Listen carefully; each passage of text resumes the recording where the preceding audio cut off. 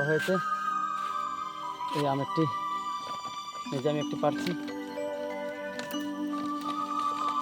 কিনে নিয়ে যাচ্ছি বেরনামাঙ্গা। ওনার কাছে কিন্তু মাত্র 200 টাকা করে পার কিলো।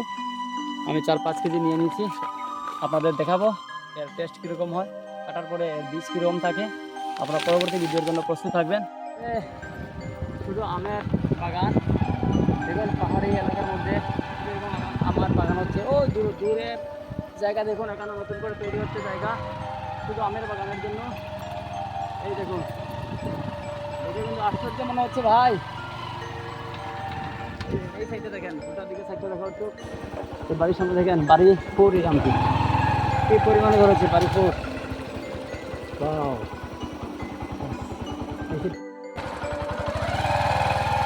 দেখতে পাচ্ছেন? মাথা